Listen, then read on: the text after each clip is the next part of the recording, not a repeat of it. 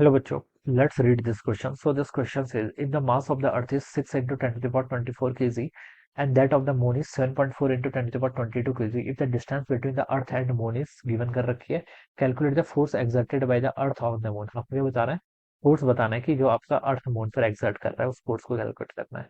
तो इस क्वेश्चन का बच्चों की कॉन्सेप्ट ऑफ ग्रेविटेशन फोर्स लिख लीजिए। पहले तो क्या लिखेंगे, इस क्वेश्चन का की कॉन्सेप्ट क्या है, ग्रेविटेशन लिख लीजिए। क्या लिख लीजिए, gravitation. Gravitation force, this will be the key concept of this question. Alright, gravitation force देखिए हम कैसे डिफाइन करते हैं। ग्रेविटेशन फोर्स होता है आपका, देखिए जी टाइम्स m1 m2/r² के ऊपर। ठीक है, कोई भी दो ऑब्जेक्ट है, ठीक है, कोई आपके दो ऑब्जेक्ट है, ये मान लीजिए मास m1 है, ठीक है, ये आपका दूसरा मास है m2, ठीक है, इन दोनों के बीच की सेपरेशन कितनी है आपकी r के इक्वल है, ठीक है। तो इनके बीच में जो फोर्स होगा वो ये हो जाता है, and this force is attractive in nature. क्या होता है, अट्रैक्टिव नेचर का होता है, ठीक है। हमें सिर्फ मैग्नीट्यूड बताना है, तो ये फॉर्मूला का यूज करेंगे। This was given by Isaac Newton sir. ये किसने दिया था, आइजैक न्यूटन सर ने दिया था। This is valid for a very small particle, for electrons, quantum particles also, and also for the solar bodies, जो आपकी सेलेस्टियल बॉडीज होती हैं उनके लिए भी वैलिड है, ठीक है। तो ये आपका ग्रेविटेशनल फोर्स है। अब हमें अर्थ का मास गिवन कर रखा है, मून का मास गिवन कर रखा है। If the distance between the earth and moon भी गिवन कर रखी है, फोर्स बिटवीन, तो force exerted by the earth on the moon बताना है। अर्थ मून पर जितना फोर्स लाएगा और मून अर्थ पर जितना फोर्स लाएगी, दोनों का मैग्नीट्यूड इक्वली होगा, ठीक है। From the Newton third law of motion से हम ये भी बता सकते हैं, ठीक है। बस आपको मैग्नीट्यूड बताना है, तो मैग्नीट्यूड ऑफ फोर्स देखिए क्या हो जाएगा। तो या फिर आप सिंपली इसको एफ ही लिख सकते हैं, ये हो जाएगा जी। जी क्या होता है, यूनिवर्सल ग्रेविटेशन कांस्टेंट। इसकी वैल्यू भी क्वेश्चन में गिवन ही की है, 6.7 इंटू 10 to the power -1 11, ठीक है। इंटू मासेस का प्रोडक्ट, एक का मास कितना है, 6 into 10 to the power 24, this is the mass of the earth. Moon का मास देखिए 7.4 इंटू 10 to the power 22 के इक्वल है, डिवाइडेड बाई कितना, आर का स्क्वायर। आर का डिस्टेंस यानी कि सेपरेशन कितनी है, 3.84 into 10 to the power 6 kilometre में गिवन करके, मैं मीटर में कन्वर्ट कर लेता हूँ बच्चों, ठीक है। तो मीटर में कन्वर्ट करेंगे तो 10 to the power 3 से और मल्टीप्लाई हो जाएगा, तो 6 + 3 9, ठीक है, ये आ जाएगा। ऑलराइट, का स्क्वायर भी बच्चों, ठीक है, ये हो जाएगा।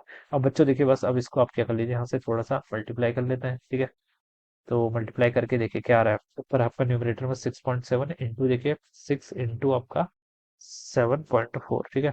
तो ये आपका आ रहा है 297.48 के इक्वल। ऑलराइट, तो यहाँ पर से देखिए 22 और 24 को ऐड करूंगा तो 46, 46 -11 करूंगा तो कितना, 35 के इक्वल। ऑलराइट, ये रहेगा डिवाइडेड बाई, डिनोमिनेटर में देखिए कितना होगा, 3.84 इंटू 3.84, 3.84 इंटू 3.84 करूंगा तो आपका 14.63 के इक्वल आ रहा है। कितना, 14.63 इंटू 10 to the power 18 के इक्वल हो जाएगा। ऑलराइट, तो ये देखिए बच्चों, इसको डिवाइड कर लीजिए।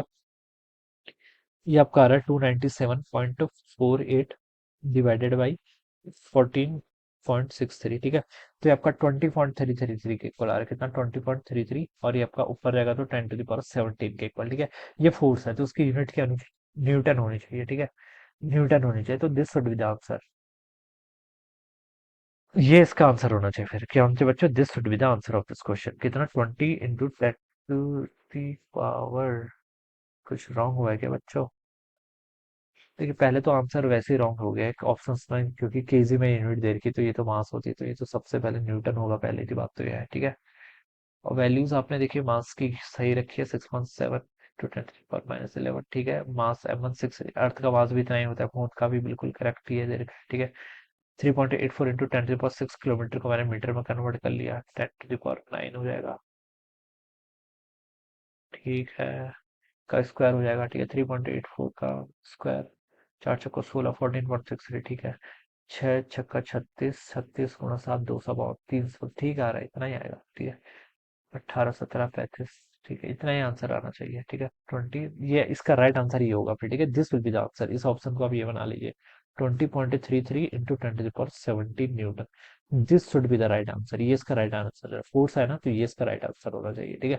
केजी तो पहले तो ये हो नहीं सकते ऑप्शन, ठीक है, तो इस चीज का भी ध्यान रखना है। So this will be the answer. So I hope you all understood this concept. All the best and thank you so much.